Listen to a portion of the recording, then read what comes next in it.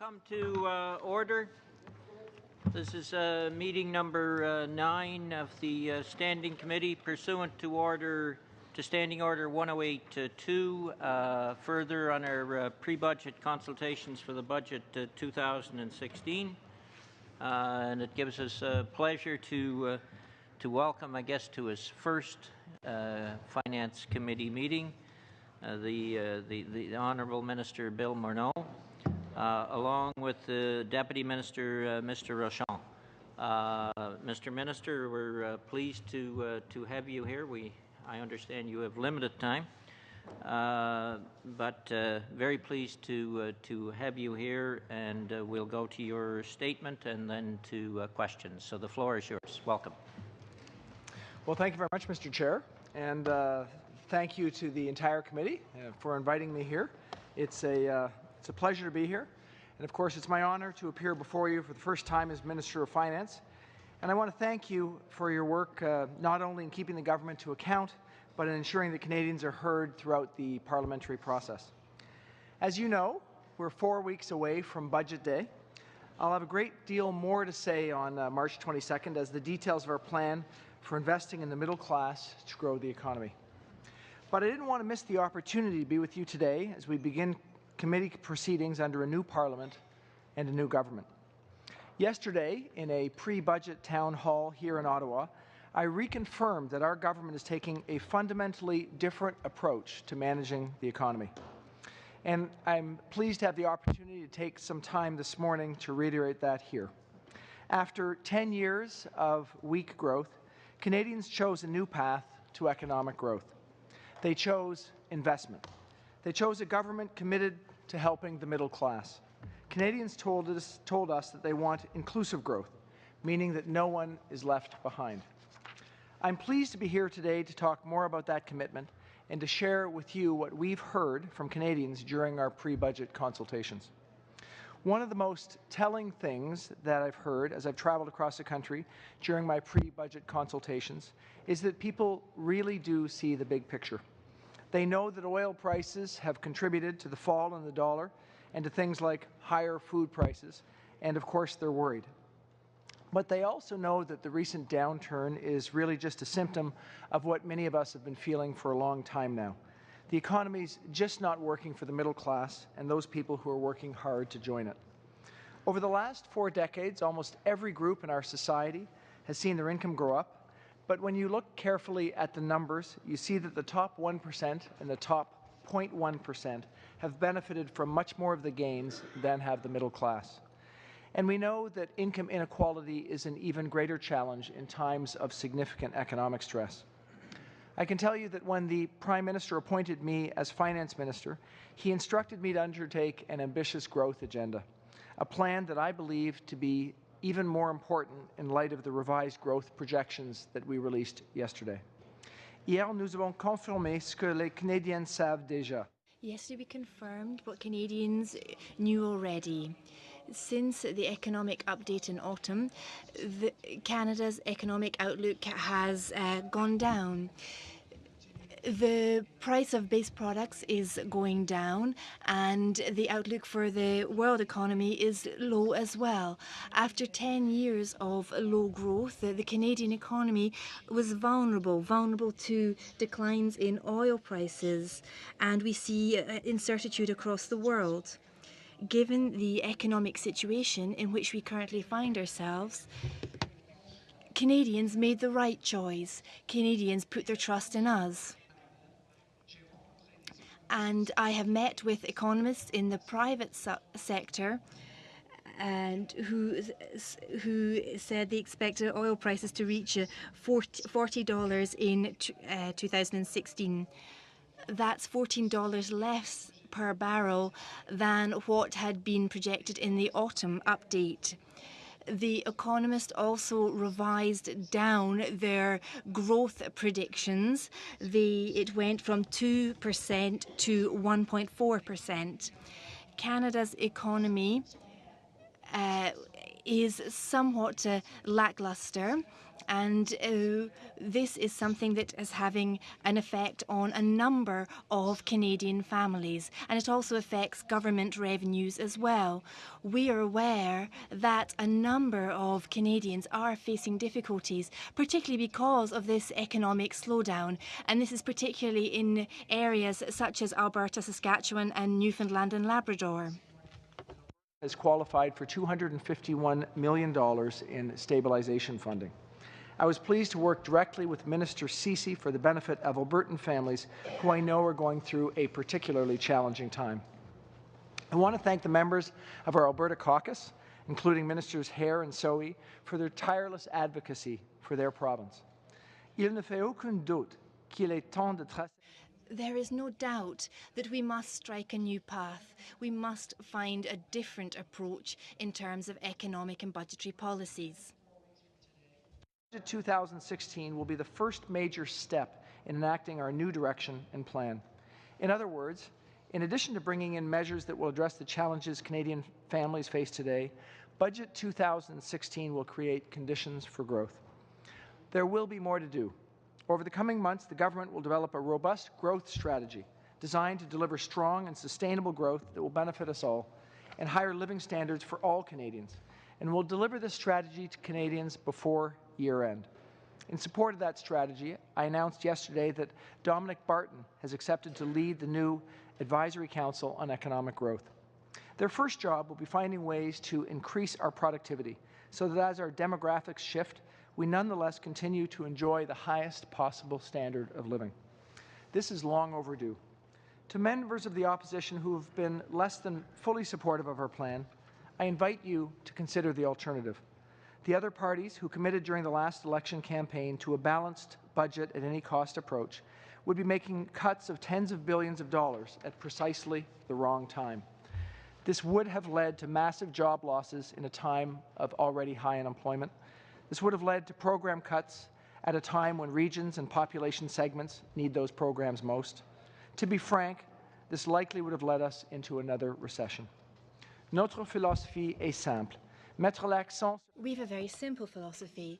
Place the onus on the middle classes and those who are working hard to become a member of the middle class. We're also focusing on people who really have the most needs, and we're investing in roads, bridges, public transport, all sorts of areas that help us to generate employment and help us to help people get to work quicker, to transport their goods further, and also to take into consideration environmental considerations.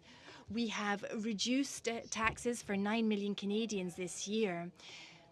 Within the context of this measure, we have asked those who are the most well off to pay a little bit more in taxation. We're also taking measures to help young Canadians, investing some $113 million in the Summer Jobs, Canada Summer Jobs programme. This investment will help young people get valuable work experience that they really need. And it will also help to create some 35,000 additional summer jobs for students this year.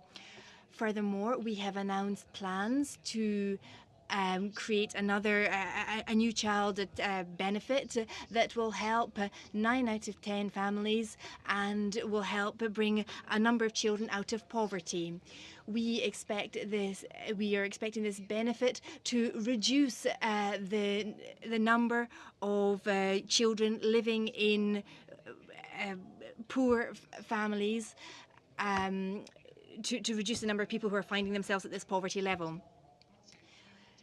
And working to try and cut poverty amongst children is something that you see the benefits all through the life of these future generations, and it's something that's important for Canada's growth as well. We will also be introducing targeted investments in infrastructure, not only to focus on the short term, but also to ensure that the government will be playing its role to support businesses that need to have access to markets and need to have strong productivity in the long term.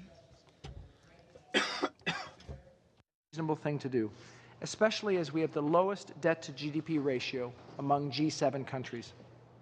What that means is we have the fiscal flexibility to support measures to invest in infrastructure that will help economic growth and create opportunities for future generations without overburdening them with debt. Monsieur le Président, je suis heureux du fait que le comité Mr. Chair, I am delighted that the committee has taken on this heavy agenda to improve the lives of Canadians and to get Canadians involved in discussing the measures that the government can take. Because if we want to support the country, we have to help the middle classes and those that want to join the middle classes. I know that the committee has a lot of information, and so I'm just going to give you a brief overview of the consultations. Since the beginning of the pre-budget consultations on the 6th of January, our objective was very clear. We wanted to consult with as many Canadians as is possible with a view to being collaborative and cooperating with the Canadian population, and we also wanted to be transparent. We started this process very enthusiastically, and we saw that the Canadians picked up on this and participated fully in the process. The department received a record number of comments from the general public, and so it was the highest level of participation in the pre-budget consultation process. Our first stop, we met with universities, students through Google Hangout from 8 universities. Philip Champagne and myself also did a very fast tour around the country, and that started on the 11th of January in Halifax, and over this following 6 days I went to Montreal, Toronto, Winnipeg, Calgary, and we ended up in Vancouver and in Surrey. François Philippe also went to Moncton, Quebec, Trois-Rivières, Saskatoon, Edmonton, and Yellowknife. Conducted 21 separate roundtables, meetings, chats, and panels. And that's not counting the many local meetings that MPs from both sides of the floor have held in their ridings. And let's not forget that Facebook Live events that were held in Halifax, Calgary, and yesterday in Ottawa, where tens of thousands of Canadians tuned in, asked questions, and gave me some very good advice on growing the economy. In fact, over the course of the consultation, we've reached well over 200,000 Canadians. While the numbers are impressive, they all add up to the same thing: engaging with Canadians in a way that had not previously been attempted. I believe the clerk has shared with committee members the reports from my pre-budget consultations, and I hope that they're useful to you in your work. With the consent of the committee, I'd also like to table the over 4,000 pre-budget submissions Canadians have made online. The comments and views included in these submissions are unedited and unfiltered. They were not vetted by my office or my department. Due to the volume of the submissions, they're presented in source language, untranslated. So, Mr. Chair, if there's consent, I have a USB key for each of the committee members here containing these submissions. We will we might as well deal with it right now. Is they're in, as I understand it, the language they were originally presented in. Some would be in French only, some would be in English only. Is there normally we want it in both languages, but given the volume, is there any concern about that if they're presented in the language as is? Mr. Caron. I think it's important to have them in both official languages. I would like to have the French or the English distributed as quickly as is possible for the committee's work. If we can't have it immediately, that's fine, but I do think we ought to try and make them available for all Canadians that want to have access to them. If it can't be done immediately, okay. You, Mr. Minister, in a minute, but there's over 4,000. That's what I mentioned, yes. Presentations, so it is almost an impossible task. Are these available on the Finance Department's website? I don't believe they're available on a website. We would be happy to give them to the members now so they have access to them and translate them as necessary or translate them on demand one by one. Our reason for bringing them this way and not bringing in a truckload of boxes was for convenience for the members, and our reason for not having the translation is really just because we wanted to, as rapidly as possible, get the information to the members of the committee. Mr. Caron and then Mr. McCollum. I think it raises an interesting point. I really understand what you're saying about the size of the volume of documents that you have. Perhaps it could be, if available on request, that might not be a bad idea. But the documents that are handed out to committee members have to be translated ahead of time. That's part of the way that we committees work. It's a precedent for the committee to accept in both official languages, and moving outside of that, we never move outside for other witnesses. So I would say we must follow that principle. We will hold on it for now, and maybe see if there's a way we can deal with this at a scheduling meeting as a committee. See if there's any way we can access them faster. Floor is yours again, Mr. Minister, and we'll come back to that later. Well, thank you, Mr. Chair. For those Canadians who've not been able to meet us in person or sent their ideas online, there's still some time. They have until midnight tonight to get in touch through the budget .gc budget period GC period CA website, on Twitter using hashtag PBC16, or on the Your Money Matters Facebook page. So I'd like to thank all of those who've contributed to the pre-budget consultations, whether in person, by mail, or online. And of course, I'd like to also thank the members of this committee. In my estimation, this input is vital in ensuring that Canadians can help direct and focus the decisions that the government will take with respect to Budget 2016. I'm here to tell you, and of course to tell Canadians, that we're listening. This broad reach and engagement during the pre-budget consultations and the upcoming federal budget, I believe, are proof. While the pre-budget consultation period is drawing to a close, the advice we've received from Canadians is clear. We've found that Canadians want to contribute to finding a better way and better lives for themselves, their communities, and their country, and they want to be involved in finding solutions. As you can see by the information and input we've already provided to the committee and from your own hearings, Canadians want us to continue to help the middle class, help those who need it most, and make smart and well-timed strategic investments in roads, bridges, transit, things to get people to jobs faster while making our communities greener. So I will say that I look forward to working with you in all of the coming weeks, months, and years ahead to act on what we've heard from Canadians and to make better decisions as a result. With that, Mr. Chair, I'm happy to take questions from the committee. Thank you very much, Mr. Minister, and we would, it takes about 55 minutes to give everyone an opportunity to get a question to you. We hope you can stay so that everybody has the opportunity to get a question. I know you're committed to just an hour. So we'll start with Stephen McKinnon, 7 minutes. Merci, Monsieur le Président, et je vais partager. Thank you very much. I'll be sharing my time with Madame McConnell. Thank you, Minister. Thank you, Deputy Minister, for being with us this morning.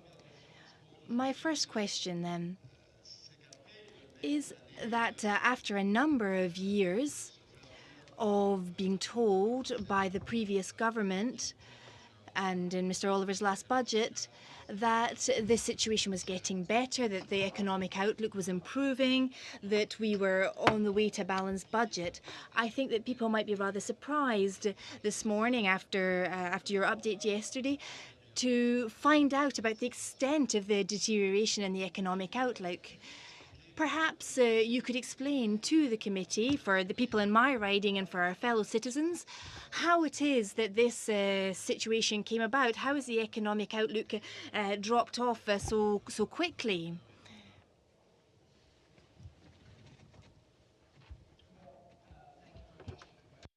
I think it's an important question that Canadians want to understand, and for us, one of the important commitments we made to Canadians is that we would be open and transparent to help them understand our fiscal situation.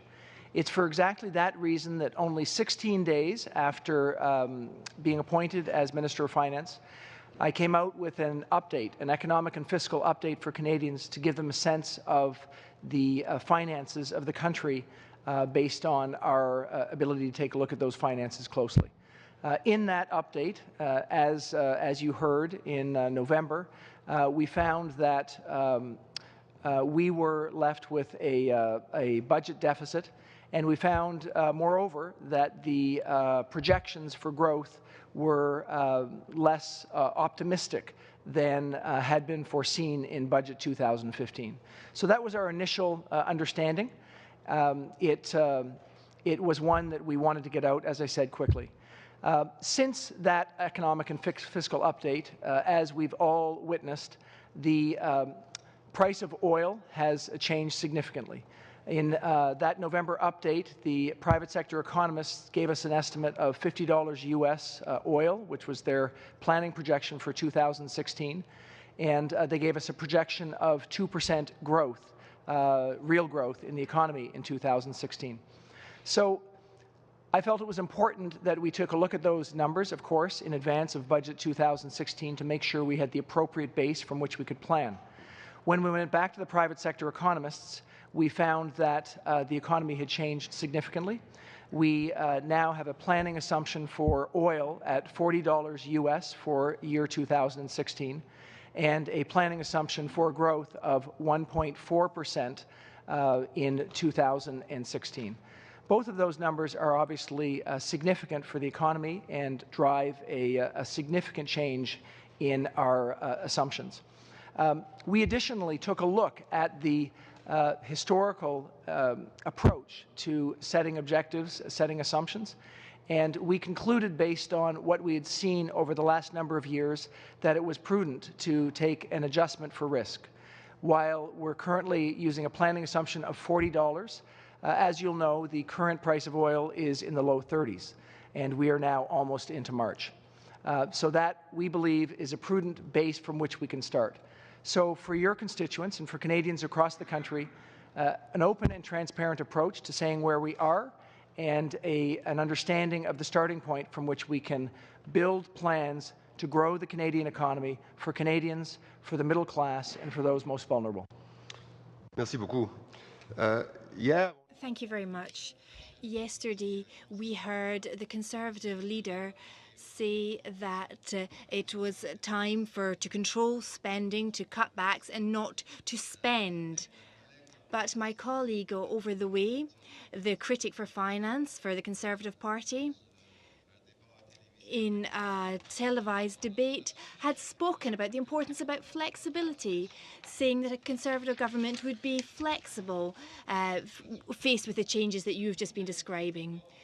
Could you tell me why it is that you chose to go down the road of investing in the economy, and perhaps you could help the Conservative Party in their internal debate regards to what economic approach one should take? Answer. I feel that now is the time to make investments. We have got a lower level of growth than was expected. We have seen over the past 10 years a very low level of growth, and in such a situation, we have the opportunity to make investments in the economy. We have the fiscal flexibility with our debt-GDP ratio, because we have the lowest debt-GDP ratio in the G7. So we have this option open to us, and that's what we promised Canadians that we would do to improve and stimulate growth. It is possible to make investments to improve growth, but also, whilst doing that, we can also improve the general living standards around Canada. And we do this by investing in transit systems in the big cities. We can do this by investing in affordable housing across the country. And these are investments that are going to improve the current situation and will also bring about improvements in growth in the short, medium and long term.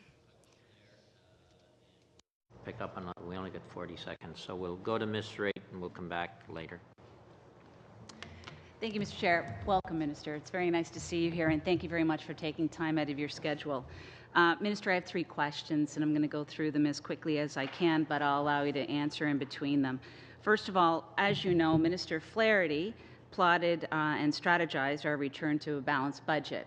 Minister Oliver concluded on that plan in his budget last year. So we handed you a surplus, Minister, in November and December of this year when you took over. It's evidenced by the Department of Finance Canada's fiscal monitor, December 2015, where they said first in December that there's a budgetary surplus of $2.2 billion on December 15, and secondly, they said for the year from April to December 2015 that the government posted a budgetary surplus of $3.2 billion. So more troubling, though, Minister, is what I found in your backgrounder, which says here very clearly on page 8 of 10 that the stronger outlook for revenues in 2015-2016 is partially offset by higher projected expenses relating to decisions taken since the fall update. So is it not the case, Minister, that you are spending more, you're eroding the surplus that was handed to you by a Conservative government, and that any deficit for the year 2015 and 2016 is clearly on the hands of your government? Thank you very much for the question. I have the sense that there was more than one question in there. I will certainly start with what I perceive to be the first one and deal with the question around the deficit that was left for us from the Conservatives. I guess the analogy that I can use is a family that has two earners. One of them earns $50,000 a year, and she works all 12 months of the year, getting that 1/12 each month of the year. The second is working for the first 6 months of the year. He's got a seasonal job, and at the end of the first 6 months, he no longer works for the last 6 months of the year. This same family has a situation where their mortgage, for whatever reason, has been designed so that they pay $500 a month for the first 10 months of the year, and in the last 2 months of the year, they pay $1,000 a month. Let's just assume this family for a minute. I don't think that family would look at their situation 3/4 of the way through the year and say, good news, we are in a surplus situation from a family standpoint. They would look and say, oh, we need to consider the fact that our revenues go down in the second half of the year and our expenses go up. I will tell you, Mr. Chair, that if we take a look at what happens with the revenues and the expenses for the Government of Canada, what we can see over the last number of years, and we've gone through the numbers year by year by year, is that in the last 2 months of the year, we have a reduction in revenues and an increase in expenses. What that leads to is a situation where you cannot look at one half of the year, and you certainly cannot look at 1 month or another month and come to any conclusions about our situation. I want to make it very clear. We took a look at the finances left us from the previous government, and we found that we would be put into a deficit for calendar year 2015-2016. Perhaps I can go on a little farther, Mr. Actually, Chair, I have if you more indulge. questions, Mr. Chair. Floor is yours. Right. Sure. Thank you. Sorry, Minister, I do have an agenda here, so I'm going to make sure I get through it. And it's a lot better than in question period. We only have 30 seconds. And I would say to your response, Minister, that any CEO knows the importance of quarterly updates. Otherwise, why do we wait to the end of the year and tell everybody what happened? And you know that yourself as well. Question number 2, Minister. Both in the mandate letter and in your own words, you talk about platform promises. First of all, in your mandate letter, our platform guides the government over the course of our mandate. I expect us to deliver on all of our commitments. It is our collective responsibility to ensure that we fulfill our promises while living within our fiscal plan. Secondly, you said on a television show called The Exchange on November 4, we're committed to our platform, and that's why we put it out there. It wasn't a platform that was based on political expediency. It's a platform based on what we think is the right thing to do for Canada and for Canadians. But, Mr. Minister, this is my issue. You seem to abandon the costs associated with your platform promises very easily, and I would point out to you that my understanding as the Chief Economic Advisor for the platform, you did the costing, or you at least signed off on it. So you promised a $2.8 billion offset in your tax measures would be offset by a tax increase of $2.8 billion. We now know the reality. It's a $1.3 billion cost. Secondly, you said that you'd have a balanced budget, or so you'd have a deficit of $10 billion, and you approved this number, and I've already mentioned that, and those were numbers that came after Minister Oliver's projections in April. So you had lots of runway to figure out if something else was going on in the economy. You're committed to the platform promises, but I fear that you're not committed to the numbers. And here's the problem with that. I take a look at your platform promises, and I see lots of other stuff coming. a 10% boost to GIS, indexing OAS, GST rebates, increased index Northern Residents Deduction, enhanced flexibility of our RSPs. Do you have those numbers right, Minister? Because so far, we have not seen any kind of consistency in terms of getting the predictions correct. Minister, you're entitled to equal time, which will run out the question period for Ms. Raitt. So you have about a minute and a half. Well, thanks again. I want to restate that we are committed to balancing the budget.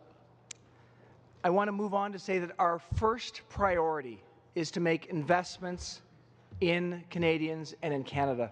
We recognize that in a time of economic challenge, in a time where the economic growth is lower than we want it to be, that the first and right priority for Canadians and for Canada is to invest in our economy. We've been very specific about that objective.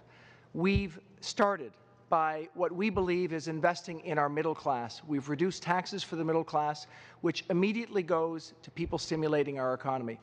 We will be moving forward, as we've said, in our budget with the introduction of the Canada Child Benefit, which will simultaneously help the most vulnerable and at the same time put money into our economy. Infrastructure investments are also of significant importance. We will be moving forward with investments that we know will help the short, medium, and long-term growth trajectory of this country. They will be investments that will be strategic. They will be smartly focused on things that will help our economy over the long term. And finally, and not least, we will be focused on how we can make our economy more productive through investments in innovation. That's something that I announced yesterday would be aided through an advisory council on economic growth. It's something that we are moving forward on because we know it's the right thing to do for our children and our grandchildren to make sure that we come up with a more innovative economy over the long term. Thank you, Minister. Mr. Caron, 7 minutes. Merci, Monsieur le Ministre, et bienvenue au comité. Thank you very much and welcome to the committee, Minister. Regarding the figures that were published yesterday, I'd like to come back to two questions. Firstly, the contingency fund. When we started having this contingency fund, it was at $3 billion, and it remained at $3 billion for a long time. And then it was reduced to $1 billion. And now it's gone back up to $6 billion. The deficit is $18 billion. That's 12 if you take away the contingency fund. How was it decided we should have a contingency fund at $6 billion when it's gone up from 1? Why was it not 2 or 3? Why did you choose the figure 6? Pleased to respond. We made significant commitments to Canadians to invest to grow our economy. We also told Canadians that we would be prudent along the way. We recognize that in an economy in which there is volatility, we need to ensure that Canadians understand that we are taking the appropriate measures to ensure that we have the fiscal capability to do what we've promised that we're going to do. When we looked at the proposals from the private sector economists, both in November and more recently in February, we recognized that there was a high degree of volatility. We also saw that over the last 5 years, as I mentioned earlier, there was a situation where in each of those 5 years there was an overestimation of the rate of growth. In looking at the volatility, and particularly around the price of oil, we believed it prudent to put in a risk adjustment that allowed us to start from what we think is the right place to make the investments that Canadians expect us to make. It is appropriate for us to be transparent in that. We've been absolutely transparent in that and are moving forward with the investments that we need in order to build off what we think is the right approach. Merci. Mon temps est limité, alors Thank you. My time is fairly limited. I'll move on to my next question. But or rather, is it a formula that you have to establish the $6 billion, or is it just you decide that's politically the right thing to do? So is it a formula or is it politically?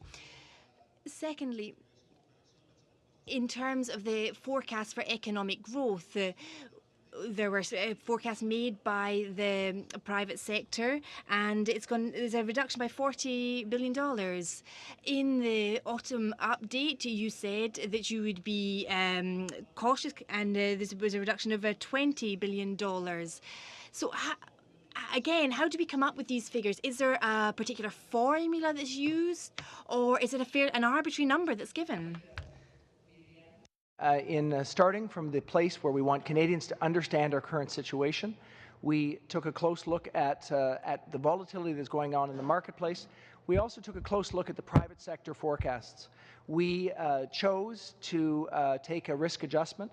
We chose to use the bottom four of the financial sector forecasts as our downward case adjustment.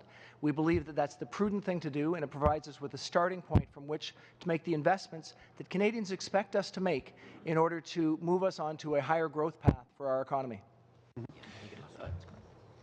Il y a un ancien ministre des Finances. A former finance minister in the 90s had a reputation for forecasting balanced budgets, and then they were having surpluses, and they weren't necessarily reinvested into programs.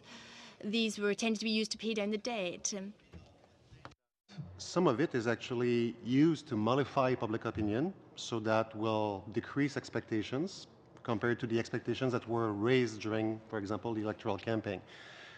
Est-ce qu'on tombe pas dans un risque un peu similaire présentement où Could we not be running the same risk here? Is it a case of reducing expectations and then at the end of the day try to take advantage of the situation? Because in terms of what people had asked for in autumn. I'm going to be clear here. We made promises during our electoral campaign.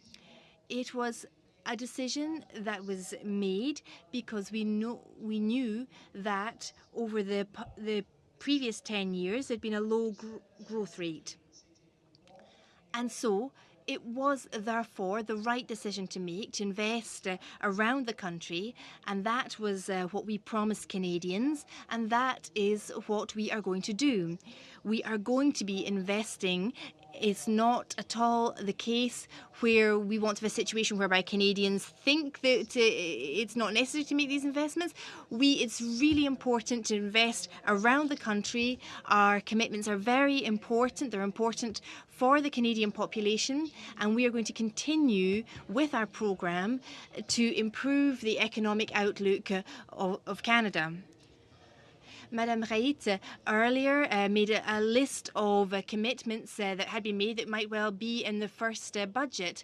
I don't. There might be some relating to infrastructure, for example. When we're talking about mollifying public opinion, perhaps a number of these measures that were promised may well just be deferred for a couple of years. Given that there's a more negative outlook than we thought. the incentive here or the possibility to tell the population to wait because the situation is actually not there yet, to actually move towards those investments and those commitments the first year and to delay them and to report them. Et c'est une méthode, une tactique qui a été utilisée. And this is a tactic that has been used in the past by other Liberal governments, so you can understand why I'm concerned about this. Je comprends. We campaigned, as I mentioned, on a commitment to focus on how we can grow the economy. We campaigned on a commitment on how we can help those in the middle class and those struggling to get into the middle class. We campaigned on how we can improve the lot of those Canadians that are most vulnerable. We intend on moving forward on those campaign commitments. We want to do so in a way that gives Canadians an understanding of our situation. So the report yesterday was to be open and transparent with Canadians. It's to tell them that this is where we're starting and that we're going to make investments against that. What I'm repeating here today is that in a situation where the economy is not growing as well as we'd like it to be, which is the situation we found ourselves, I will remind you during our campaign, we believe that fiscal investments are the right way to go.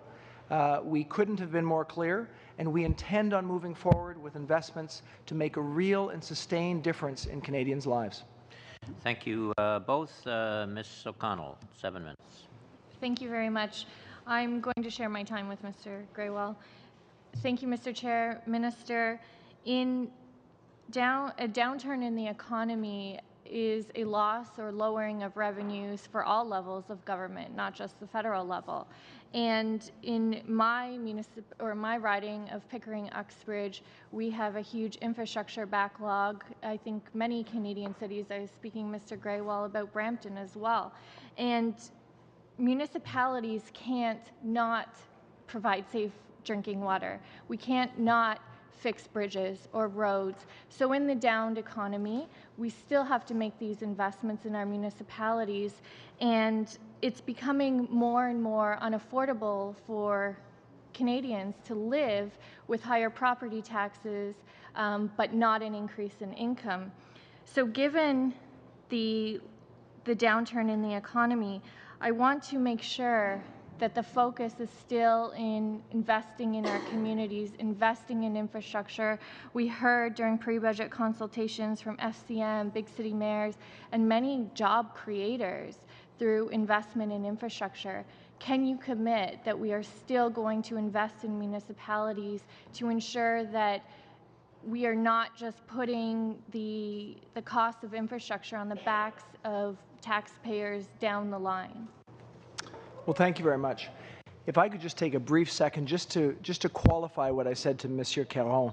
I wanted to give you an exact understanding of the risk adjustment that we took. The $40 billion is equal to the average downward adjustment in the past 3 surveys of private sector economists. So that, Monsieur Caron, I think you were looking for our formula-based approach and how we got to that number, and I just wanted to be absolutely clear in case I wasn't. With respect to with your question, having had the opportunity myself as well to travel across the country and to talk to Canadians, talk to people from smaller cities and people from larger cities, I, of course, heard many of the same concerns that you did, that the challenges that they face are enormous, and that was consistent across the country. We made commitments that we intend on investing in infrastructure, and that infrastructure includes the things that will improve the productivity of the country over the long term, things like transit systems. It includes things that will improve the immediate lives of people, in particular most vulnerable, social housing, affordable housing, housing for seniors. It also includes investments that we would call green investments, like dealing with the impacts of climate change, wastewater systems. So some of those investments will clearly be investments that we will have to collaborate with municipalities on. Social housing, wastewater systems as good examples. Some of them may overlap between provinces and municipalities. So we recognize the importance of collaborating with both those levels of government. We do want to make sure that as we make our investments, that we satisfy a couple of goals. We want to make sure that we get incrementally new funding into the economy. So we want to make sure that we don't just dislodge funding from other levels of government. So we want to make sure that what we do is incremental. And of course, we want to have the maximum possible impact on our economy. And by that, I mean we do want to seek to get other sources of funding that will also be part of our investments, because we want to have the greatest possible impact on the economy and the greatest possible impact on Canadians' lives. So those will be the sorts of initiatives that we'll be moving forward on.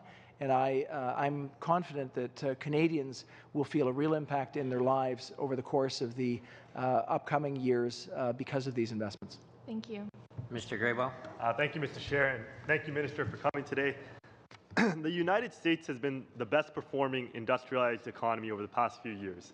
As you know, the Obama administration made a conscious effort to invest in the economy to spur growth at the height of their economic recession.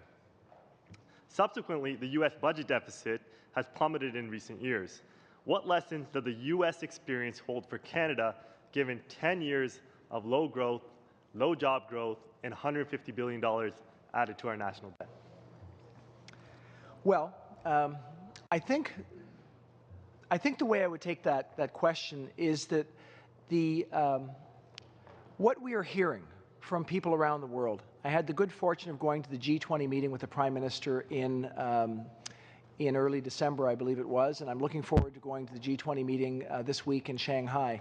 What we're hearing from people around the world, what we're hearing from the OECD, is that fiscal measures are critically important as we deal with what we see as a low-growth world. We're seeing significant challenges in major industrialized countries from demographic challenges.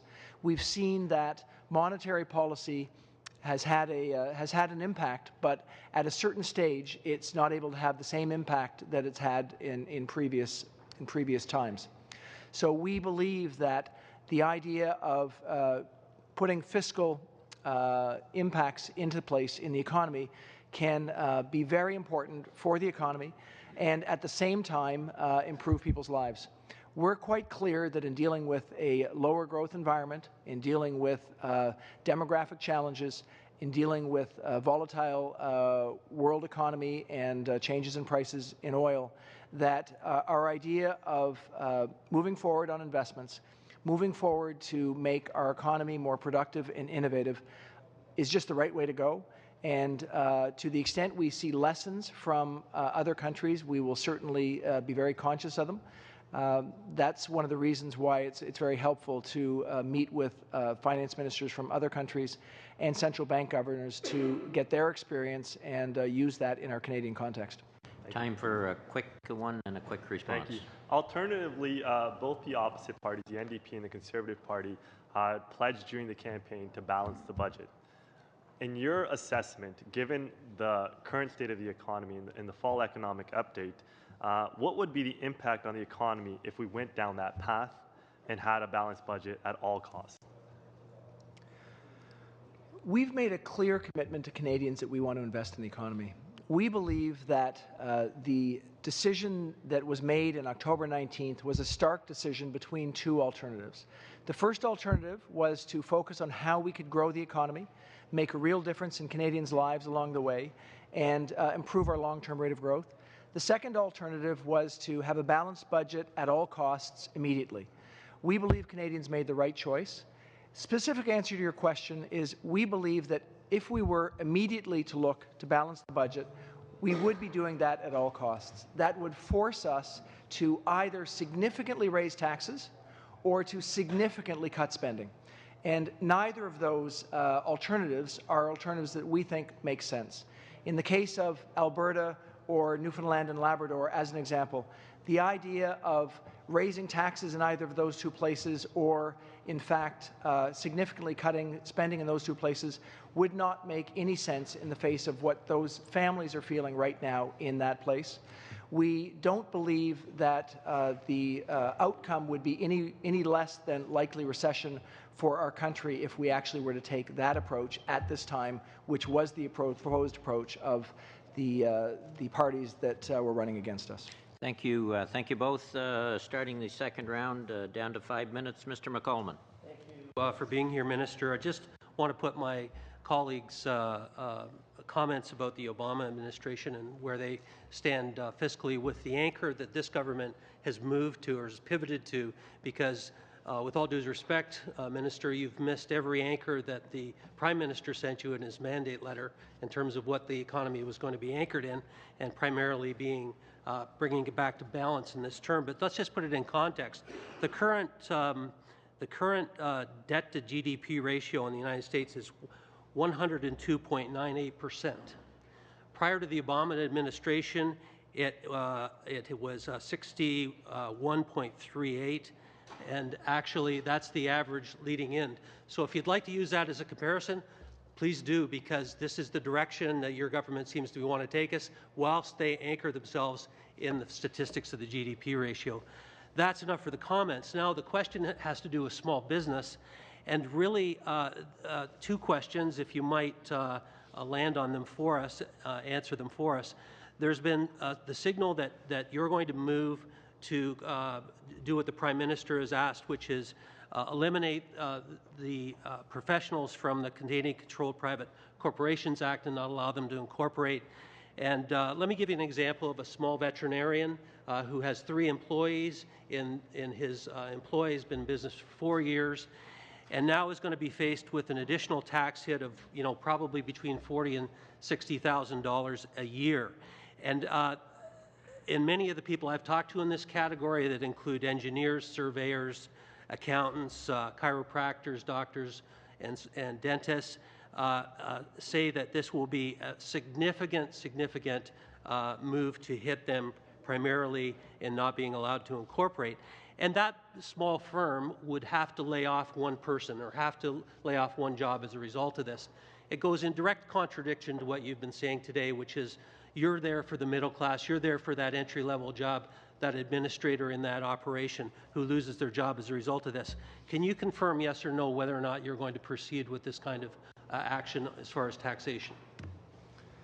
Can you repeat the specific yes or no, the sentence before the yes or no, as opposed to the longer one? And I'd be happy to answer. Well, is your government going to move towards, simply stated, is your government, as you've signaled, going to move towards eliminating professionals in these types of occupations, veterinarians, chiropractors, etc., the current status they have under the Canadian Controlled Private Corporations Act for taxation? I can confirm no. You're not. Good. Thank you. Okay, can I respond to the first part of your question, please, as I have more time? Mr. McColman, the minister has time to respond to your comments. They've got to balance up the time here. Go ahead, Mr. Minister. The floor is yours. I'd like to respond to the first part of the comment. Our objective remains to balance the budget. My primary interest is making investments in our economy to grow the economy after dealing with a low-growth economy for a long period of time. We have been very specific that as we do that, we expect that Canadians will watch us closely and we will be prudent along the way. It is our intent over the course of our mandate, from the first budget to the last budget, to reduce our net debt to GDP. Okay. Those are very specific promises. We will follow through. Thank you. This is regarding the Canada Pension Plan. In your own recent remarks to the Canadian Public Policy Forum, you highlighted something that you've actually co-written in a book about, and that is that Canadians do not face a widespread retirement crisis, that most Canadians, I quote, are actually in pretty good shape. And it's a fact that is reinforced by Professor Ian Lee, who states that a very specific group of Canadians are the ones who need more retirement support. It's pretty clear that we've seen a change. This is your quote, but we've also witnessed this to a system that works for most Canadians. It begs the questions of what to do. Modest targeted CPP expansion could fill that gap. Can I take that to mean that this budget will not include any broad-based changes to the Canada Pension Plan, that you won't force Canadians to pay more who do not need to? The floor is yours, Mr. Minister. I want to thank you for the question. We, in our campaign, said clearly that we believe ensuring that Canadians can retire in dignity is an important goal shared by Canadians. My personal beliefs are that our retirement system has worked effectively over the last 50 years. That said, my personal beliefs also are, and it's based on fact, that an increasingly large number of Canadians are finding it challenging to retire. For that reason, we are working together with the provinces to engage in a potential enhancement to the Canada Pension Plan. We have started that in December through our first meeting of the finance ministers of the provinces and territories, and I'm pleased to be able to tell you that that is a project that we will continue to work on, because we believe that the success of the Canadian retirement system is one that should be built on, so that we not only have success for a good number of Canadians, but we have a success for an overwhelmingly large number of Canadians, and best case scenarios for all Canadians, through a system that works and makes sure that people don't fall through the cracks. Mr. Sabera. Thank you, Mr. Chair. I'd like to just address something one of my colleagues from the other side mentioned about our platform. In terms of our raising the GIS by 10%, that will benefit 1.3 million single seniors in Canada, of which over 1 million are women. So I would hope our opposition colleagues, when we introduce that measure, will vote with us on that. I think it's important. It's important to the residents of my riding. There are a large seniors population. They're dealing with high food costs, increased property taxes, and they need some help and some relief. Mr. Minister, thank you for your commentary and being here today. In my humble view, this upcoming budget's important for many reasons, but my sense is it's about jobs. It's about getting Canadians back to work. It's about growing our economy today and for the future. And as someone who is a trained economist and worked 25 years in international financial markets, I see no better time to invest. Interest rates, government rates are at record lows. We have a very manageable debt-to-GDP policy. A few months ago, Ben Bernanke was in Toronto, and he commented on it and said infrastructure investment is smart. Our own Bank of Canada governor has, in his written testimony, has commented it's an enabler for long-term economic growth. And even David Dodge has opined on it.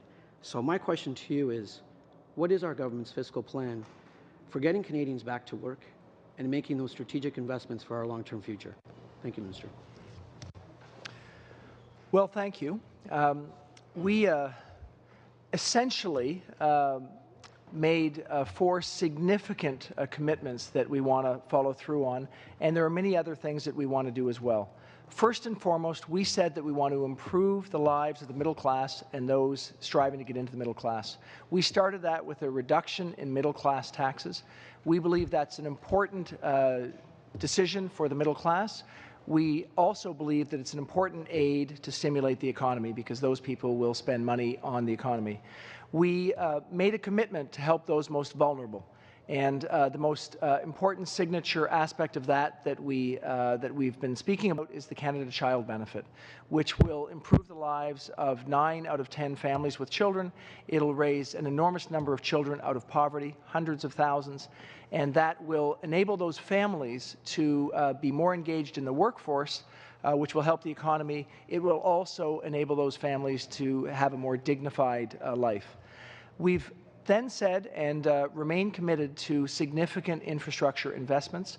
We wanted to move, we'd like to move the amount of spending on infrastructure over the next decade up to $120 billion, which is an historic amount. Split the increase of $60 billion, split, as you know, between transit, social, and green infrastructure, roughly $20 billion in each area. We are moving forward on those commitments. We believe that they will have a significant impact on our long-term rate of productivity, and for those projects that we can start with quickly, and there are definitely some projects that we can move ahead on quickly, we will be able to do so, which will, as you mentioned, increase jobs across the country. And finally, and absolutely not least, we recognize that Canada does not have the best record in terms of productivity compared to other countries. We recognize that investments in innovation will and can make a significant difference on our level of productivity, our firm-based level of productivity. We know that this is important to get on with. Our decisions in the upcoming budget will be consistent with an approach to focusing on innovation, and we will be working on this diligently to move us forward with this plan. Thank you. Francisco, I'll have to ask you to keep it pretty tight, and the minister as well.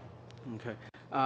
Thank you, Minister, for that reply. I know in the area I represent in York Region, gridlock is faced by all families these days, and commuters, and moving goods and services to markets, and moving people to their jobs. So hearing that response is reassuring to me that we'll undertake the necessary investments to get people to work and get them home at night to their families sooner rather than later. I think that's important. I do wanted to ask the debt-to-GDP ratio over our mandate. I think it's important that we continue the downward trend, and I'd like to hear your comments on that. We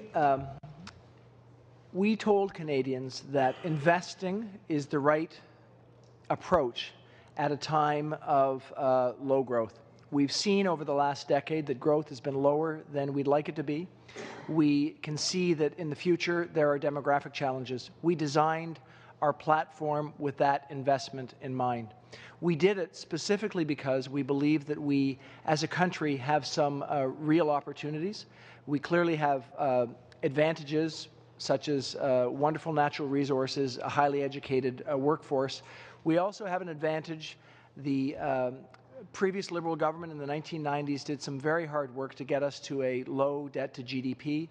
That has put us in a very fortunate position globally. As we've mentioned, we're the lowest net debt to GDP in the G7.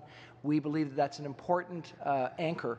And what I can tell you is that while growth is lower than we expected, impacting that measure, from our first budget to our last budget, we will be lowering the net debt to GDP. We believe that's important.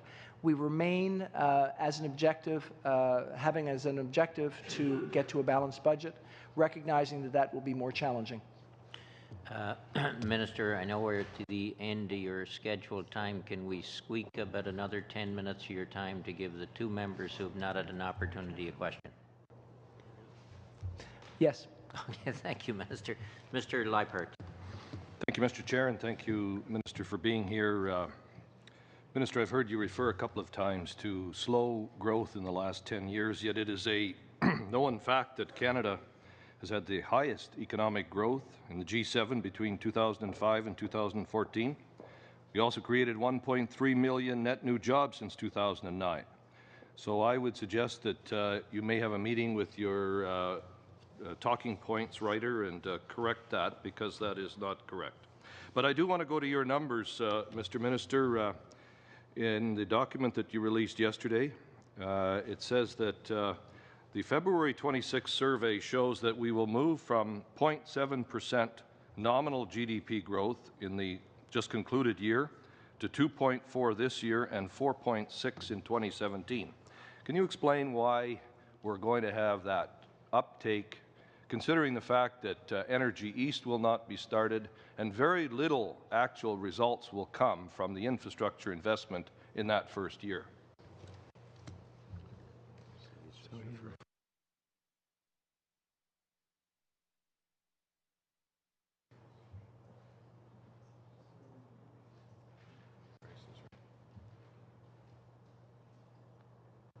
I appreciate the question, and I think that the basis from which we start our planning is critically important to help Canadians understand where we are. We've seen, as you just outlined, a difficult period of growth over the last year. There were two impacts to that. One was lower growth than was expected, which in our estimation was because of the wrong policy choices of the previous government. So growth was very low. We also had a very low inflation rate. So nominal GDP as something that's added up by real growth and inflation was very low. In 2016, when you look at nominal GDP, which you were looking at, you see two separate factors. You see factor number one, which is the real expected growth, which is the number that I spoke about earlier in speaking to private sector economists. They've downgraded that from an expectation of 2% to 1.4%, and added on top of that is what the expectation is of inflation, which we expect will be low in this calendar year. So when you add those two numbers, you get to the total number, which I believe you referenced as 2.4 nominal. What we expect will happen in 2017 is that inflation will move closer to the Bank of Canada's targeted inflation rate, which is 2%, which has a significant impact on nominal GDP, and that growth will improve. We expect that this will be, as a result, at least in part, of positive policy actions taken by the new government. One more question, Mr. Chairman. I have never known Canada to have a class system, yet we've heard consistently over the last period of time about the middle class. So I'd ask you to define what you see as the middle class, and if you're not middle class, what are you? Thank you for the question. In our campaign, we talked very clearly to Canadians about what we see as a fundamental challenge that's been going on in Canada for the last several decades. When you look at the changes in the economy, when you look at the productivity growth in the economy, you can see quite clearly that the returns from that growth has gone more to the very top of the economy than it has to those in the middle. We recognize that this is fundamentally part of the policy choices in Canada. We also know that in dealing with how Canadians are able to prosper in the future, we need to think about how to deal with that situation. So we put in place specific measures that we believe that can help the broadest cross-section of Canadians. We put in place a tax reduction for those people that we see have not been able to grow their income as rapidly as others. Specifically, the income tax bracket between $45,000 and $90,000 was our target. We reduced taxes for people in that category by 7%. We also increased taxes for those that have done most well over the last several decades by increasing the tax rate for those over $200,000. What that does, in effect, when you consider the impact of those two tax rates together, is it means that people over $217,000 pay a slightly higher amount of tax. We think this is the right thing to do. We recognize that it deals with the fact that the middle class has not done as well over the last number of decades, and it starts us on the right path to making sure that the impact of positive income growth in this country is shared equally among different Canadians. Mr. Ouellette, the last question for the minister's time frame. Thank you very much, Minister. What's the economic and social impact of chronic underfunding and ignorance by former governments on our fellow Indigenous citizens in their education, health, child welfare, especially the social and economic potential, and especially as well the social mobility of Indigenous Canadians, our fellow citizens, out of lower economic classes? Well, I think it's a good question. We in preparing for coming into office, recognized that we needed to work not only with those middle-class Canadians who, in our estimation, need to have a better opportunity to share the gains of growth, but also people in our society that are most vulnerable. So an important part of our platform was dealing with how we can improve the lot of those people that perhaps don't have the appropriate housing, that might be in a difficult situation in terms of actually having enough to live a dignified life. Square in the middle of that are many Indigenous Canadians. We recognize that the outcomes for K-12 education for people both on and off reserve are not what we'd hoped for. We recognize that labor force participation among Indigenous groups is lower than labor force participation among other groups. So recognizing that 4.3% of our population are Indigenous Canadians, and that population is growing faster than other populations, we realize that to enhance our effectiveness as a country, we need to get higher labor force participation. In order to do that, we need to have better educational outcomes. So our starting point is to look at how can we have better educational outcomes for Indigenous Canadians in the K-12 sector. How can we improve their lot through better infrastructure investment? And as a long-term outcome, we expect to have not only better labor force participation, but enhanced growth in the country. And I think, does that bring us to the question? We get 2 more minutes. Yes, thank you very much, Minister. Est-ce que le département de finances Is the Finance Department still in favour of scrapping subventions for the oil industry and I'm thinking of the commitment we made Canada made under the Harper government. Is that still something we're going to be going ahead with? A real commitment to a greener economy. We've said to Canadians that we want to move forward on dealing with carbon in our world. We've moved forward quickly on this. We have a First Ministers meeting next week with the environmental ministers, and the Prime Minister will be there as well to begin those discussions. We think that's a critically important first step in dealing with what we believe is a real challenge to make our world more economically sustainable. And we are working now on initiatives that we can think about both in our budget and over the long term. So does that mean we're still continuing with the subsidies towards the liquefied natural gas subsidy of $2 billion on capital costs that will only generate around or create around 800 permanent jobs? What I can tell you is that, as I mentioned yesterday, we're moving forward with our budget on March 22nd. I'm not yet at a place where we've written every aspect of that budget, and there's certain details that won't be available until then. I can tell you that as a broad theme, we believe it's critically important to move forward on having a greener, cleaner environment. I will have to cut it there. Mr. Minister, we certainly thank you for your presentation. I think there's been a good exchange of information on both sides. I think your information will be helpful to us in terms of our pre-budget work. We will get back to you on the submissions that you have on a magic stick or whatever it is there. If we can find a way to handle that to meet the requirements of the committee for both official languages. And the last point I'd make, Minister, is this committee has heard from 92 substantive witnesses before committee, either in person or by video conference. A lot of good information provided, and we have somewhere around 250 submissions that have come into the committee within the time frame.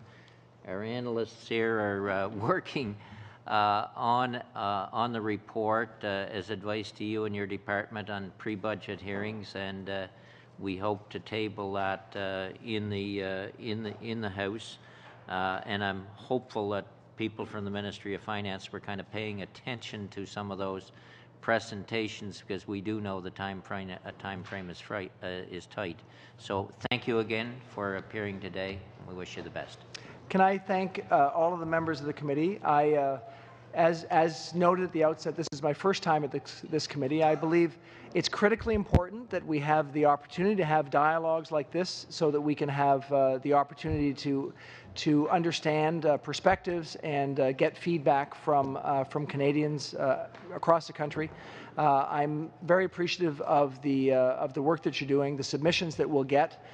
We are working hard to consider all the submissions that we're getting, and it is a big job because of the number of submissions, but I just want to say that the Department of Finance is doing an excellent job, and we're looking forward to bringing forward a budget on March 22nd that will reflect the concerns of Canadians, but most importantly reflect our willingness to invest in growth in this country for the future. Thank you, Minister. Thank you, Deputy. We'll suspend for about 3 minutes while department officials come to the table. Thank you.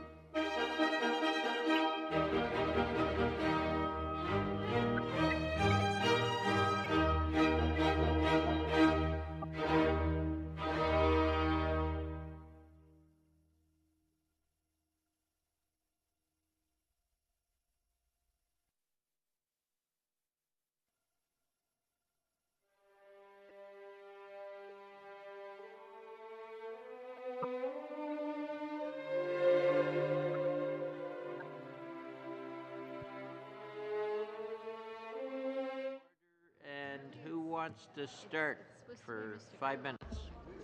Mr. Ouellette. Mr. Chair. Yes. I just have a point of order. Yep.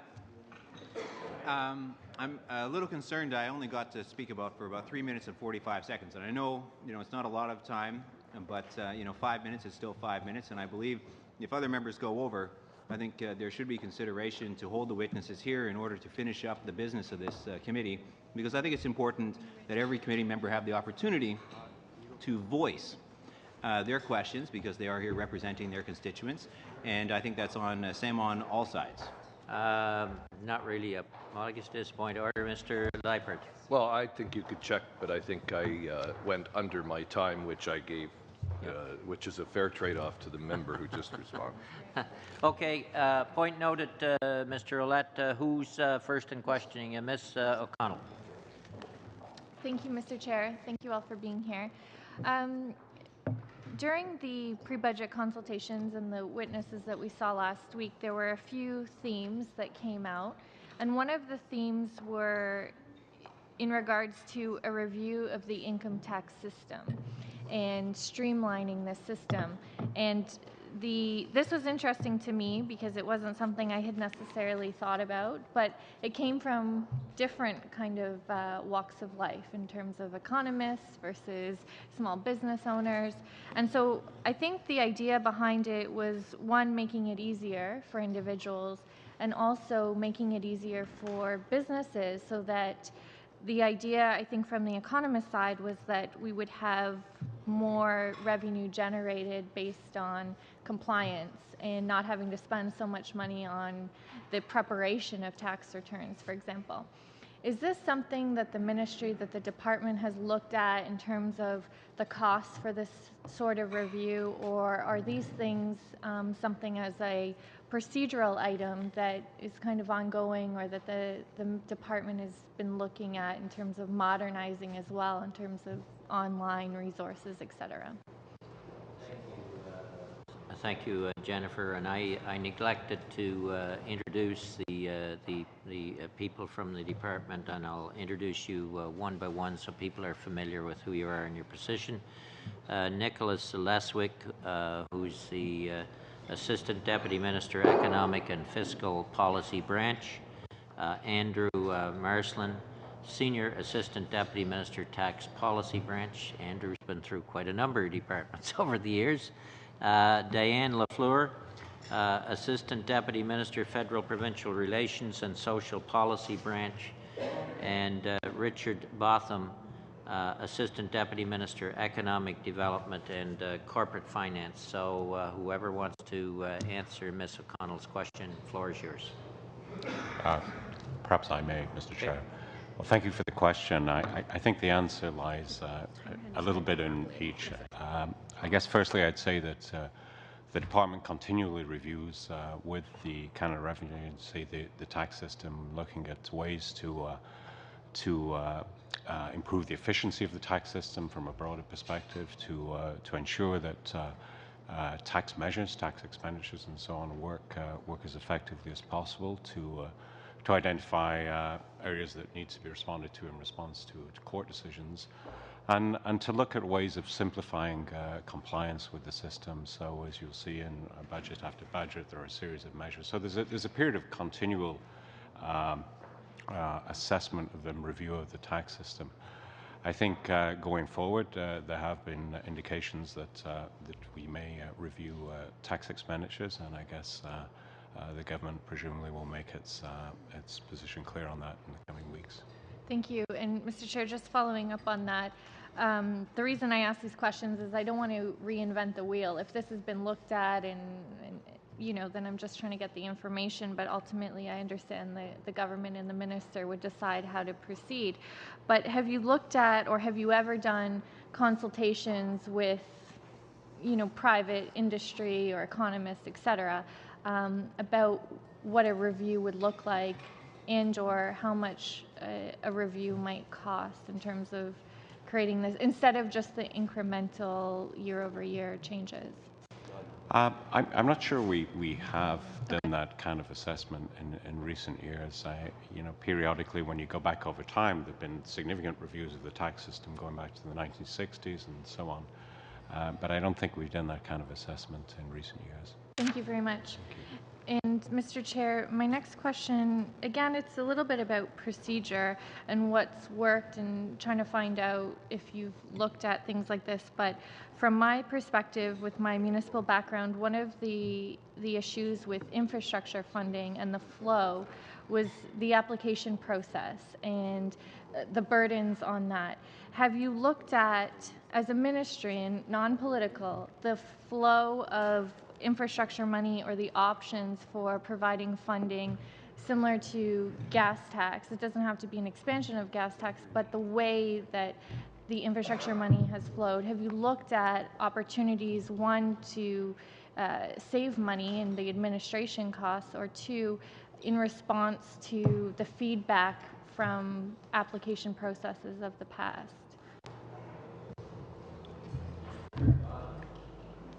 Well, I think most of that work is really not done in the Department of Finance. Most of that work would be done in the Ministry of Infrastructure. Those officials would be most familiar both with the existing program architecture as well as the terms and conditions of those programs. We certainly do hear representations from big city mayors and as well from the Federation of Canadian Municipalities.